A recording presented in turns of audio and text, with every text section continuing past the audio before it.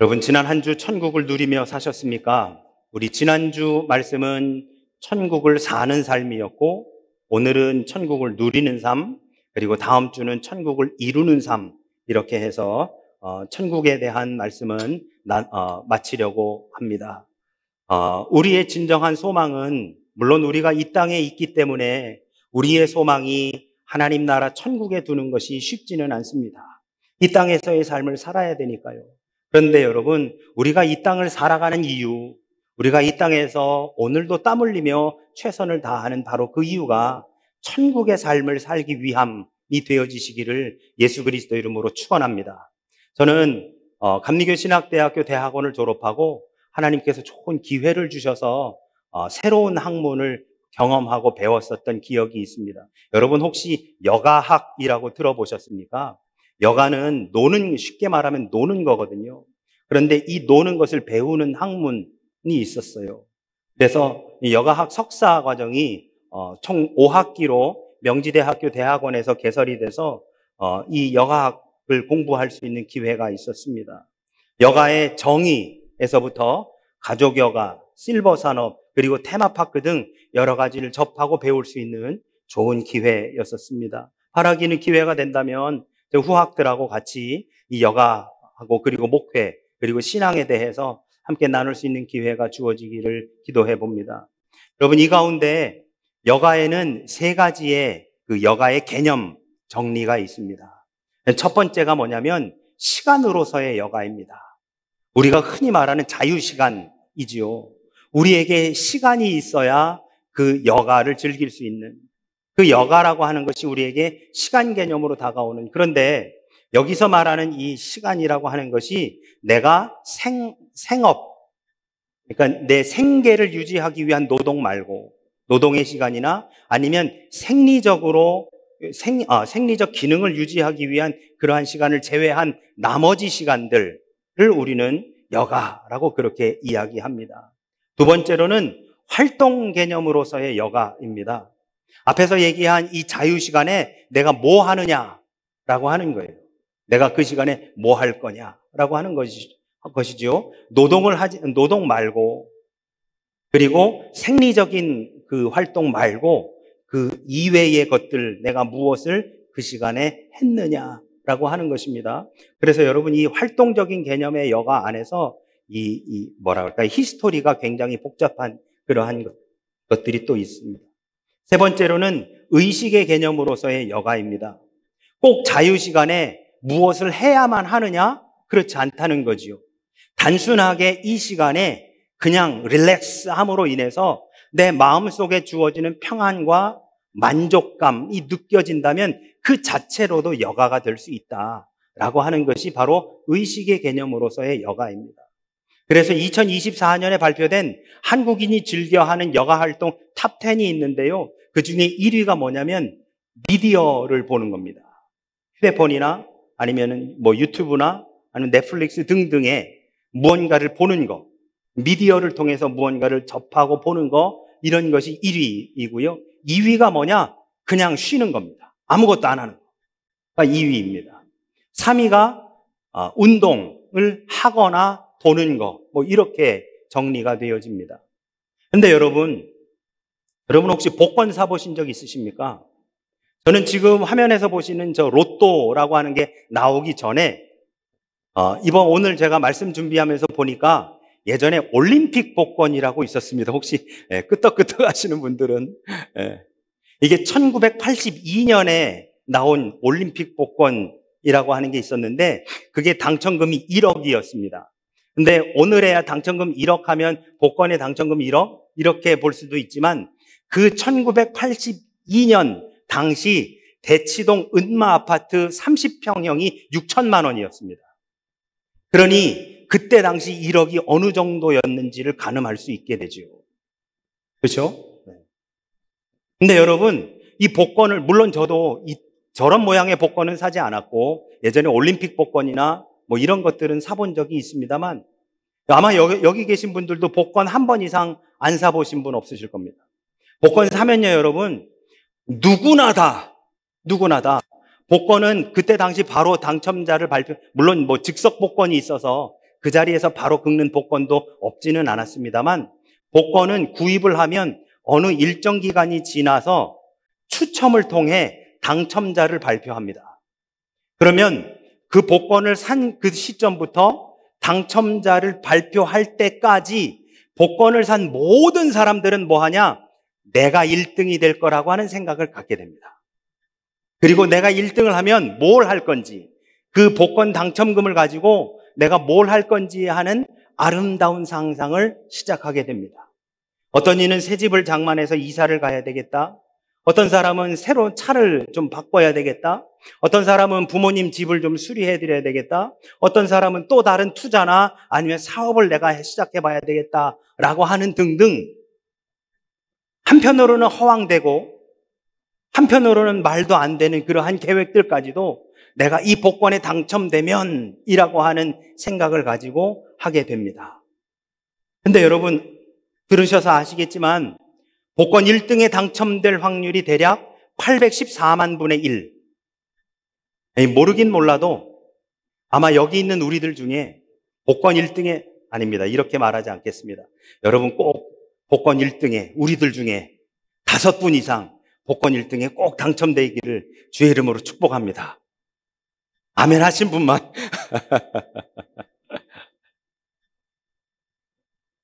아마 모르긴 몰라도 우리한테는 그런 확률적인 사건이 일어나기 어렵지 않을까라고 하는 생각을 해봅니다. 근데 여러분 바로 그 기다림의 시간, 복권을 구입한 사람이 단 한 사람도 빼놓지 않고 복권을 구입한 그 시점에서 당첨자를 발표하는 바로 그 순간까지 모두가 다 자신이 1등에 당첨될 것이라고 하는 행복한 상상을 하면서 보내는 바로 그 시간이 여가학에서는 가장 바람직한 모습의 여가라고 그렇게 이야기합니다. 그래서 복권이 가장 좋은 여가라고 이야기를 해요. 왜냐하면 내가 내 시간을 내서 그 복권을 구입하러 갑니다. 그 복권을 구입하러 가는 시간부터 복권을 구입하고 당첨되는 데까지의 그 시간이 얼마나 기쁘고 감사하고 행복한지, 시간적으로 너무너무 여유 있고 좋은 것. 두 번째, 그 복권을 구입하는 행위가 그 안에 있습니다. 이 행위 자체도 내가 즐기는 거죠. 한 장을 구입하든 10장을 구입하든 거기에 마킹을 하고 그래서 복권이 프린팅돼서 나오고 하는 이 모든 행위가 다 나에게 기쁨이 됩니다. 세 번째, 비록 복권에 당첨될 확률이 마른 하늘에 벼락을 맞아 죽을 확률보다 훨씬 더 낮지만 그럼에도 불구하고 복권을 사는 모든 사람들은 내가 1등이 될 거라고 하는 그 기대감 속에 결국 그 한 주간 동안, 그 기간 동안 살고 있으니 바로 이것이 아까 보여드린 그 세 가지의 여가의 정의를 충족시킨다라고 그렇게 이야기할 수 있습니다. 오늘 우리가 읽은 본문은 세상의 소망이 아닌 하나님 나라 천국의 소망, 세상의 기다림이나 기대가 아닌 천국의 소망과 기다림을 우리에게 여실히 보여주는 말씀이라고 할 수 있습니다. 예수님은 44절에서 이렇게 말씀하십니다. 천국은 마치 밭에 감추인 보화와 같으니 사람이 이를 발견한 후 숨겨두고 기뻐하며 돌아가서 자기의 소유를 다 팔아 그 밭을 샀느니라. 여러분, 우리 한번 재미있는 상상을 한번 해보실까요? 어떤 한 사람이 있었습니다. 자기 땅이 없어요. 그래서 남의 땅에서 농사를 짓습니다. 그리고 결실의 때가 되면 그 결실한 것을 몇 대 몇 일정의 비율로 나누어서 그 땅의 주인과 자기가 나눠 갖는 소위 소장농입니다. 그런데 이 사람이 하루는 밭에 와서 밭을 매는데 평소 땅을 팔 때하고는 다른 소리가 납니다. 그래서 그 땅을 파보았더니 거기에서 어떤 상자가 나왔고 그리고 그 상자를 열어보았더니 자기가 지금까지 삶에서 보지 못했었던 엄청난 보화가 그 안에 담겨져 있는 것을 보게 됩니다. 여러분, 만약에 그 순간이라고 하신다면 여러분은 제일 먼저 뭐부터 하시겠습니까? 오늘 말씀을 묵상하면서 만약 나라면 뭐부터 했을까? 저는 먼저 주위를 둘러봤을 것 같아요. 누가 혹시 보는 사람이 없을까? 라고 하는. 여러분, 마찬가지 우리가 예를 들어서 길을 가다가 바닥에 돈이 떨어져 있는 것을 발견하게 된다면 죄송하지만 그 돈의 가치가 적다면 몰라도 그 돈의 가치가 높다면 우리는 대번에 주위를 먼저 둘러볼 겁니다. 누구 다른 사람은 없나? 그리고 그 다른 사람들이 혹시 못 보게 얼른 그것을 나만 볼 수 있는 그 제일 좋은 방법이 뭐예요? 발로 밟는 거죠. 발로 밟고 아무도 못 보게 해놓고 아무도 보는 사람이 없을 때 그것을 드디어 내 손에 쥐게 되는 겁니다. 그래서 여러분, 오늘 성경 말씀에서도 이 사람이 뭐 했느냐? 그것을 발견한 후 숨겨두었다라고 이야기합니다. 숨겨두었다. 그리고 그것을 잘 숨겨두고 집으로 돌아옵니다. 그리고 집으로 돌아와 이 소장농이 곰곰이 생각하다가 결심합니다. 뭘 결심을 해요? 내가 그 땅을 사야 되겠다. 왜? 그 땅에 묻혀 있는 보화를 내가 소유하기 위해서는 그 땅이 내 소유여야 되니까 이 땅을 사야 되겠다라고 결심을 합니다. 어떻게 해서라도 이 땅을 사서 그 땅에 묻혀 있는 보화를 자신의 것으로 만들어야 되겠다라고 결심을 합니다. 여러분, 이렇게 한번 생각해 보시죠. 그러면 자신의 소유를 다 팔기 위해서는 뭐가 필요하냐면 가족들의 동의가 필요합니다. 만약에 자기의 와이프나 아니면 부모님이 계셨다고 한다면 이분들께 먼저 동의를 구해야 되는 거예요. 그러면 이분들이 그것에 대해서 만약에 그 보화를 내가 발견했다는 얘기를 하지 않았을 경우 동의할 수 있을까요? 우리 집이고 뭐고 다 팔아서 내가 땅 사야 돼 라고 한다면 동의해 줄까요? 그러면 여러분 섣불리 내가 오늘 있었던 이 일들을 충분히 다 이야기하면서 그러니까 우리 땅 사야 돼 라고 이야기할 수 있을까요? 저는 없을 것 같아요. 뭐가 됐든지 지금 일이 있으니까 나만 믿고 일단 다 팔자. 다 팔고 저 땅을 사야 돼. 왜 그러냐? 주변 사람들이 묻고 거기 땅에 뭐가 있느냐, 무슨 일이 있느냐 그건 묻지 말고 일단 저 땅을 사고 나서 그리고 나서 이야기하자. 여러분, 밭에 감추인 보화를 발견한 이후 이 사람의 마음은 어땠을까요? 두근 반, 세근 반. 성경은 그저 기뻐하였다라고만 표현하고 있지만 한번 상상해 보시죠. 처음 보화를 발견했을 때는 말할 수 없이 신비롭고 그리고 또한 한편으로는 이게 진짜일까라고 하는 의심도 있었을 겁니다. 그런데 그것이 진정한 보화라는 것을 알게 된 이후부터는 그것을 소유해야 되겠다. 어떠한 방법을 동원해서라도 이거 내가 가져야 되겠다라고 하는 생각을 갖게 됐을 겁니다. 그리고 집으로 돌아와 자신이 가지고 있는 모든 것을 다 팔아서라도 그 땅을 사야 되겠다고 결심을 하고 그리고 그 땅에 있는 보화를 가져야겠다고 생각합니다. 성경에는 당시의 정황이 자세하게 기록되어져 있지는 않습니다. 그러나 그 땅의 주인이 이 사람이 그 땅의 주인을 찾아갑니다. 어찌됐든 간에 자신의 소유를 다 팔았습니다. 그리고 그 소유를 가지고 이제 그 땅의 주인에게 가가지고 그 땅을 나에게 팔라고 요구합니다. 그러면 여러분, 이 땅의 주인은 뭐라고 했을까요? 아마 제가 주인이었으면 왜 지금까지 이 땅 안 사고 소장농으로 그렇게 있다가 왜 이제 와서 사겠다고 이것저것 아마 물었을 겁니다. 왜냐하면 이 땅의 주인은 지금 팔 생각이 전혀 없다가 느닷없이 와가지고 자기한테 팔라고 하는 거니까요. 더군다나 이 땅의 주인이 조금이라도 의심을 가지면 안 되는 겁니다. 이것저것 묻고 하는 과정 속에서 땅의 주인이 조금이라도 눈치채지 못하게 해야 했습니다. 그 땅값을 달라는 대로 아니 그보다 더 주겠다고 이야기해서라도 그 땅을 사야만 했습니다. 그런데 혹시 너무 터무니없는 값을 부르면 주인이 왜 혹시 라고 하는 생각을 할까봐 너무 큰 값을 부르지도 못합니다. 드디어 주인이 거래를 약속합니다. 그래, 계약합시다. 땅을 팔겠다고 합니다. 계약서에 서명할 때 그 사람의 마음이 어땠을까요? 그 계약서를 들고 집으로 돌아올 때 이 사람의 마음이 어땠을까요? 복권을 사서 집으로 돌아올 때도 그렇게 큰 꿈을 꾸건만 그 땅의 주인이 그 땅을 계약하고 그 땅의 문서를 들고 그 계약서를 들고 집에 돌아오는 이 순간 이 사람의 마음은 어땠을까요? 그런데 45절과 46절에 보면 천국에 대해 예수님께서 또 다른 말씀을 하십니다. 45절, 46절입니다.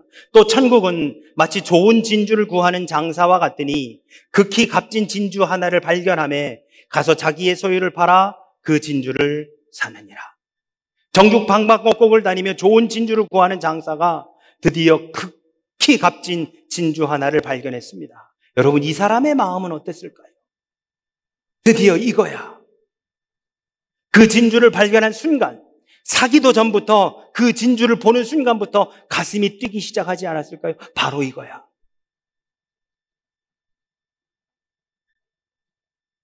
드디어 만났구나. 드디어 발견했구나. 드디어 내가 일평생 찾았던 그 값진 진주를 발견했구나라고 하는 그 성취감과 만족감에 휩싸였을 것입니다. 그 사람도 역시 그 값진 진주의 주인과 거래를 했을 것입니다. 자기가 가지고 있는 소유를 다 팔아서 줄 테니까 그 진주를 나에게 넘기라고 요청합니다. 밀고 당기는 거래를 통해 그 진주를 손에 넣었을 때에 그는 자신의 인생에서 그 이전에 경험할 수 없었던 엄청난 만족감을 누리게 될 것입니다. 그리고 그는 그 값진 진주를 사기 위해 아까 말씀드린 것처럼 자신이 가지고 있는 전부를 다 팝니다. 그리고 그 자신이 가지고 있었던 소유를 다 팔고 그 진주 알갱이 하나를 사는 것이지요. 자신의 소유가 아깝지 않습니다. 자신의 소유를 다 팔아서 그 진주 하나를 살 정도로 그 진주의 가치를 알고 있었던 것이지요. 밭에 감추인 보화를 위해 밭을 산 사람도 마찬가지입니다. 자신이 가지고 있는 모든 소유를 다 팔아서 그 땅을 삽니다. 그 땅을 사서 사자마자 그 땅 밑에 있는 보화를 캐내었을 것입니다. 자신이 가지고 있는 소유가 아깝지 않습니다. 그 밭을 사기 위해, 아니 그 밭에 묻힌 보화를 자신이 소유하기 위해 기꺼이 자신이 가지고 있었던 모든 소유를 다 팔아서 그 밭을 삽니다. 여러분, 이것이 천국입니다. 천국은 그 무엇과도 비교할 수 없는 것입니다. 천국은 죽어서 가는 어딘가에 있는 곳이 아니라 밭을 매다가 발견한 보화, 발품을 팔고 다니다가 발견한 값진 진주와 같은 것이 바로 천국입니다. 진정한 가치가 있는 것, 바로 그것이 천국인 것이지요.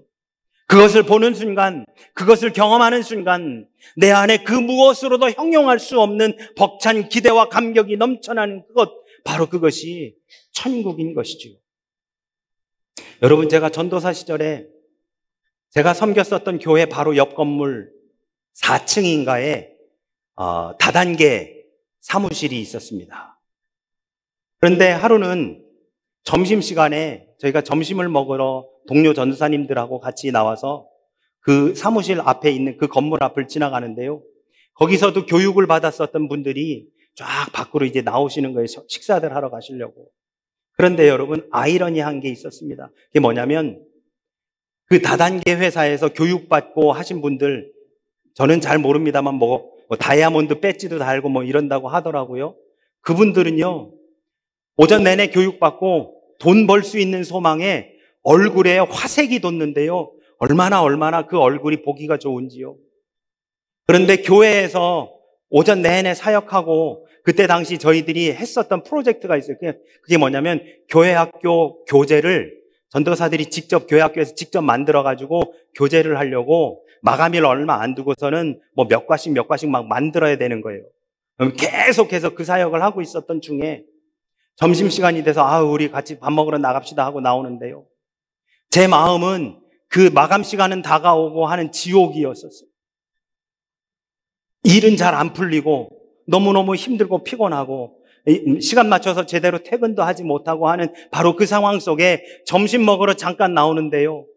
교회에서 나온 사람의 얼굴은 지옥인데 다단계 회사에서 나오는 사람의 얼굴은 천국이 가득하더라고요. 이 아이러니함을 경험할 수 있었습니다. 그런데 여러분, 나중에 알게 된 것은, 나중에 제가 깨닫게 된 것은 무엇이냐면 이 사람들은 세상의 소망으로 인해서 얼굴에 화색이 돋았던 거지요. 그러나 세상의 소망이 아닌 하나님 나라의 소망을 가지고 있는 사람들은 지금 당장은 힘들고 어렵다 할지라도 이것을 지나가면 결국에는 그 하나님 나라의 그 소망이 우리 안에 차고 넘치게 될 것이다 라고 하는 바로 그 사실을 깨닫게 되었습니다.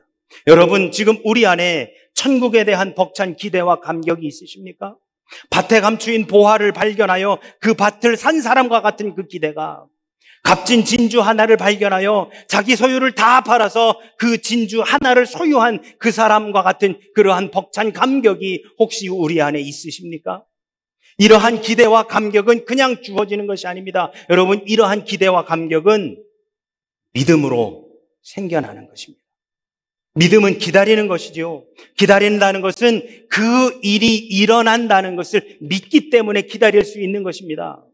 이 일이 이루어짐으로 나에게 일어날 일을 기쁨 가운데 상상하며 감격 속에 거하는 것, 바로 그것이 믿음인 것이지요. 여러분, 복권 몇 장은 몇 주가 지나면 휴지 조각이 될지 모르겠으나 그 땅을 사기 위해 그 집주인과 그 땅 주인과 거래하여 거기에 서명한 이것은 이루어진 하나님 나라입니다. 그 땅 문서를 통해 나는 그 땅을 소유하게 되었고 그 내 모든 소유를 다 팔아서 그 값진 진주 하나를 내가 받아 이것은 내 것이 된 하나님의 나라, 내 것이 된 실현된 천국이 되어지는 것이지요. 여러분, 말씀드린 대로 내 시간표에 하나님의 시간표를 갖다 맞추면 이것은 의심의 영역밖에는 안 됩니다. 이때까지는 뭐가 이루어져야 되고, 이때까지는 뭐가 되어야 되고, 올해까지 내가 뭐 해야 되고, 이번 달에는 뭐가 되어야 되고 라고 하는 그 생각을 가지고 하나님의 일하심을, 하나님의 계획표를 갖다가 맞추기 시작하면 그때부터는 의심밖에는 쌓일 수가 없습니다. 그런데 하나님의 시간표에 나의 시간표를 갖다 붙이면 그러면 그때부터는 우리는 믿음의 영역에 거하게 되어지는 것이지요. 왜? 하나님이 지금도 일하고 계시니까요. 하나님이 지금도 우리를 위해서 선하게 일하고 계시니까요. 하나님께서 지금도 가장 선하고 아름답게 일하고 계시니까요.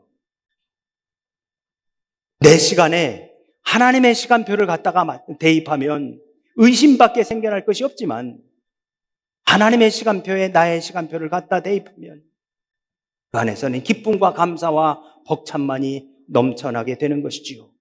그러면 이 기대와 벅참은 여러분, 우리의 노력으로 이루어지는 걸까요? 그렇지 않습니다. 이 기대와 벅참은 우리가 무엇을 함으로 인해서 주어지는 게 아니라 이것은 순수하게 하나님께서 우리에게 주신 선물입니다. 우리는 하나님의 선물을 두 글자로 표현할 수 있습니다. 은혜라고요. 이 기대와 감격은, 이 벅찬 감사는 하나님께서 우리에게 천국을 살게 해주시는 것은 바로 하나님의 은혜입니다. 죽을 수밖에 없었던 우리들, 지옥에서 살 수밖에 없었던 우리들을 위해 당신의 외아들을 이 땅에 보내주신 선물, 바로 그분이 십자가에 달려 죽게 하신 바로 하나님의 은혜, 그리고 그분이 3일 만에 부활하심으로 말미암아 우리가 경험할 수 있었던 바로 그 하나님 나라, 이것은 하나님의 은혜입니다. 그래서 사도 바울은 고린도전서 15장 10절에서 내가 나 된 것은 하나님의 은혜로 된 것이라 하고 고백하고 있는 것을 보게 됩니다. 그 은혜는, 하나님께서 우리에게 주신 은혜는 내가 갖고 있던 그 어떠한 소유보다 더 귀하고 값진 것입니다. 그 무엇으로도 바꿀 수 없는, 그래서 내 소유를 다 팔아 그 진주 하나를 사기 위해서 내 소유를 다 팔아도 아깝지 않은 바로 그것이 이 하나님의 은혜요, 하나님의 선물인 것이지요. 사랑하는 우리 영광의 성도 여러분, 우리의 노력이 아닌, 우리의 능력이 아닌 예수 그리스도께서 십자가에 달려 죽으신, 아니 하나님께서 당신의 외아들을 이 땅에 보내주신 바로 그 하나님의 은혜로 말미암아 우리에게 주어진 것이 바로 이 천국입니다. 비로소 우리가 경험할 수 있게 된 이 벅찬 기대와 감격과 감사, 바로 이것이 우리에게 천국인 것이지요. 성경은 이렇게 이야기합니다. 기뻐하며, 그 무엇과도 비교할 수 없는 기쁨, 그 무엇과도 비교할 수 없는 그 벅참과 감사. 모든 소유를 팔아 그 밭을 사고 자기의 소유를 다 팔아 그 진주를 산 것처럼 우리도 우리 삶의 가장 귀한 가치를 하나님 나라에 두고 이 땅의 소망이 아닌 하나님 나라의 소망, 그 벅찬 기대와 감격 가운데 거해야 할 줄로 믿습니다. 그러므로 이 땅에 오신 주님, 우리에게 은혜로 와주신 바로 그 예수님, 그분의 그 십자가만을 온전히 믿음으로 고백하면서 우리에게 주어진 이 천국을 누리며 살아가시는 저와 우리 모두가 되시기를 예수 그리스도 이름으로 축원합니다. 아멘. 아멘.